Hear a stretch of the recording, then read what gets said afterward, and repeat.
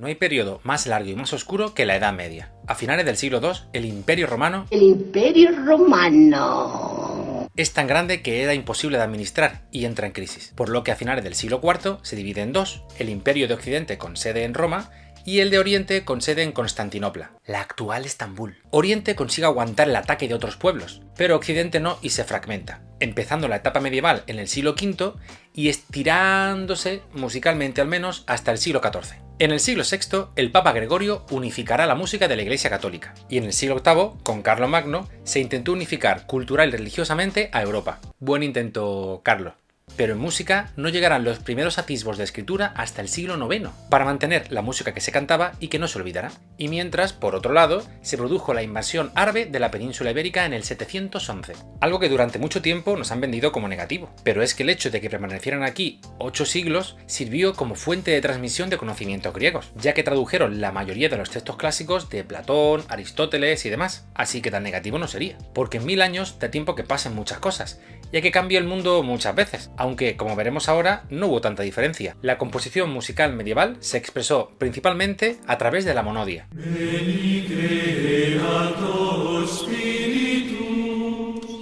Como se puede oír, una composición monódica no tiene por qué ser cantada por una persona. Normalmente son varios, pero cantando la misma voz, la misma melodía. Y pensándolo fríamente, se puede entender, ya que si somos muchos, entre todos nos acordamos de la melodía. Porque hay que partir de un problema básico. Aunque desde el siglo IX existieron técnicas de notación musical bastante precisas con respecto a la altura y poco más, que el resto no sabían escribirlo todavía. En muy pocas ocasiones, estas piezas fueron escritas en el momento en el que se compusieron. Entre otras razones porque la tradición oral era la manera natural que tenía de transmitir la música. Así que o te la sabes muy bien o la melodía se va modificando y degenerando con el paso de los años como un teléfono cacharra. Por otro lado, en esta época los únicos que escribían música o cualquier otra cosa eran los monjes. Y por eso conservamos mucha música de iglesia y muy poca fuera de ella. Pero mucha o poca podemos ver similitudes y diferencias en las dos maneras de escribir música medieval, profana y religiosa.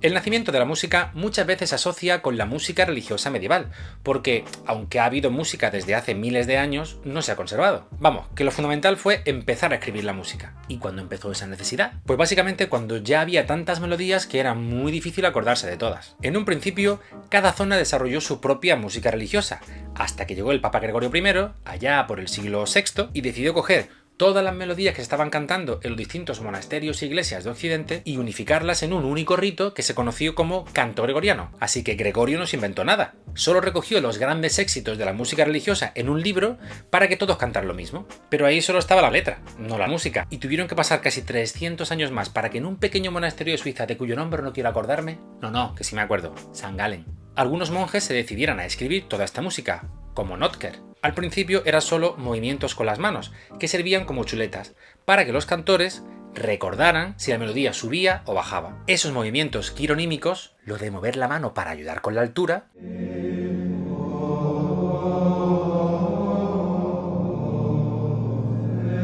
se pasaron a los manuscritos con unos símbolos llamados neumas. Neumas había muchos, virga, clivis, pes, torculus, pero eso lo dejamos para otro vídeo. Como se puede ver, esto no es algo precisamente muy exacto, sino que era una ayuda siempre y cuando te supiera la canción. Hubo que esperar otros 100 años para que llegara Guido d'Arezzo en el siglo X y pusiera intervalos a esta notación, añadiendo 4 líneas, que es lo que conocemos como tetragrama. Esto ya es otra cosa, porque si me dices que esto es un do, puedo saber qué nota es esta otra, como siempre, alternando entre líneas y espacios. Así que el siguiente paso fue algo natural, ponerles nombre a las notas. Hasta este momento, en algunos monasterios de Europa llamaban a las notas con letras, y aún hoy los ingleses y alemanes siguen haciéndolo. A era la, B era si, C era do, y así con todas. Pero llegó Guido y usó un himno de San Juan que se cantaba en aquella época para ponerle nombre a cada nota, porque cada frase en este himno se cantaba con una nota superior.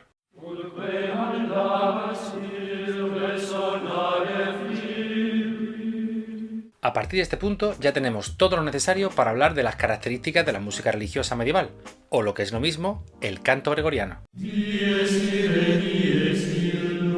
Como ya hemos dicho, era monódico. Además se cantaba a capella, porque se hacía a pelo, sin ningún acompañamiento instrumental. Y por supuesto en la lengua oficial de la iglesia, el latín. El ámbito melódico era reducido. Normalmente la mayoría de los cantos se mueven en una séptima u octava, y la melodía no tenía grandes saltos, sino que solía moverse por grados conjuntos, segundas y terceras que rara vez pasan del intervalo de cuarta.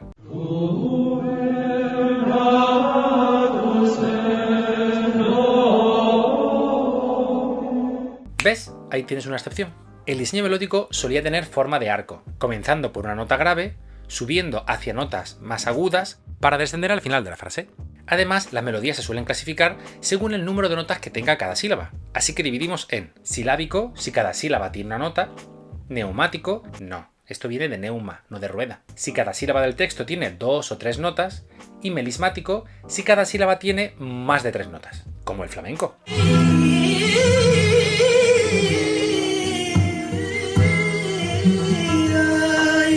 Viendo y escuchando esta pieza, por ejemplo, se clasifica como mayormente silábica.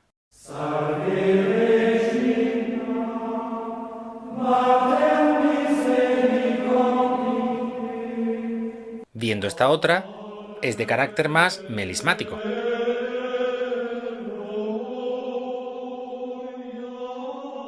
Y esta otra sería un término medio, más neumática.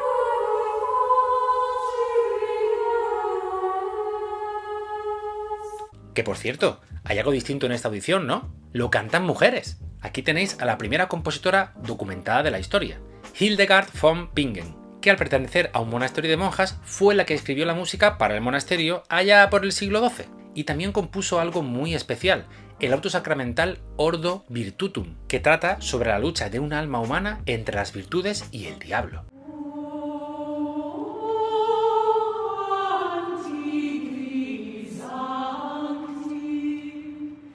Pero claro, desde el siglo IV cantando esto ya cansa, así que algunos monjes empiezan a improvisar melodías paralelas al canto gregoriano, no por negar la tradición, ¡No, God!, sino para embellecer las melodías.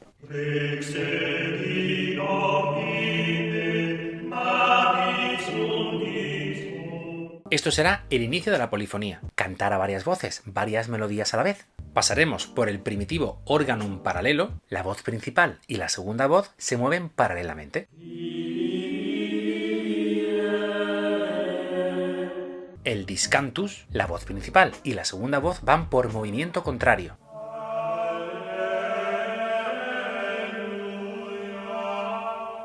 El organum florido, con muchos melismas, muy adornado, y donde estiran la voz principal.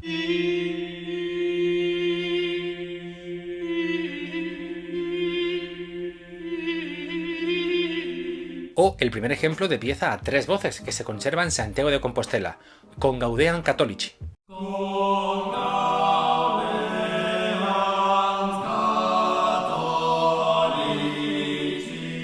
En fin, esto poco a poco se irá complicando hasta llegar al Renacimiento con sus 4 voces ya bien asentadas y trabajadas durante muchos años. Y hasta aquí el vídeo de hoy. Espero que te haya gustado. Nos vemos en clase.